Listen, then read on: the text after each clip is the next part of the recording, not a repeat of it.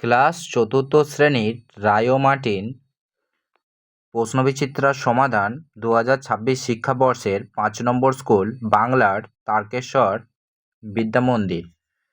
একের প্রশ্ন রয়েছে, দেখো, বনভোজন কবিতাটি কবির নামসহ প্রথম 4 লাইন মুখস্থ লেখো। এখানে উত্তরটা করে দিলাম। বনভোজন কার লেখা? গোলাম মুস্তাফা।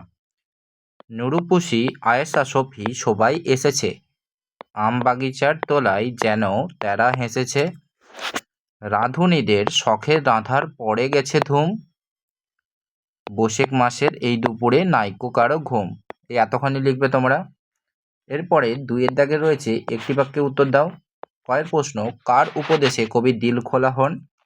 উত্তর লিখবে খোলা মাঠের উপদেশে। পরের প্রশ্ন, ক্ষয়েরটা, তথ্য চান কাকে গাছে চড়ার নিমন্ত্রণ জানিয়েছিল? উত্তর লিখবে ইয়াসুয়াকি চানকে। এর পরে রয়েছে পরের প্রশ্ন, গয়েরটা, দোতলা পুতুল ঘর কে সুন্দর করে সাজিয়ে দিয়েছিলেন? উত্তর লিখবে লেখিকার মা। পরের প্রশ্ন, লুসাই পাহাড়ের বিস্তার কতখানি জায়গা জুড়ে?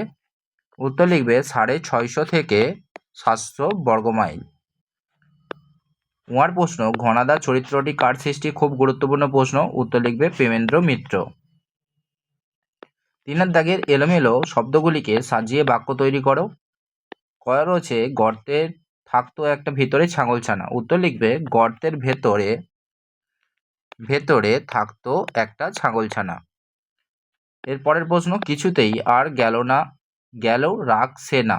উত্তর লিখবে কিছুতেই আর সে রাগ গেল না। এরপরে রয়েছে সাজিয়ে লেখো। এখানে উত্তর করে দিয়েছি।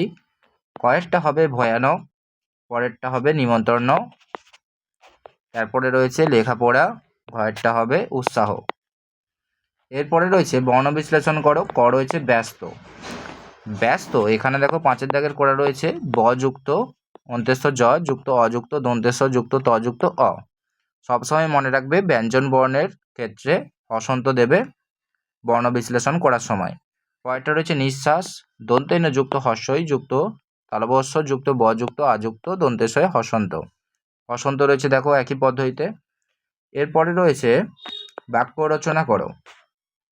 করেছে খুশি, আজকে আমার জন্মদিনে খুবই খুশি। পরে সন্দেহ, বিনা কারণে সন্দেহ করা উচিত নয়। এরপরে রয়েছে 7 দাগের সমার্থক শব্দ। ক রয়েছে চঞ্চু কথার অর্থ কি? চঞ্চু কথার অর্থ ঠোঁট লিখবে, হয় চন্দ্রবিন্দু ওকার ট।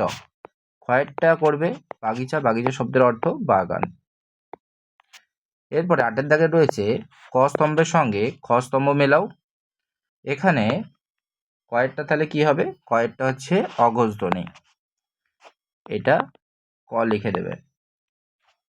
পরেরটা হবে দধ হবে ঘোষধ্বনি, মানে ক্ষয়েরটা।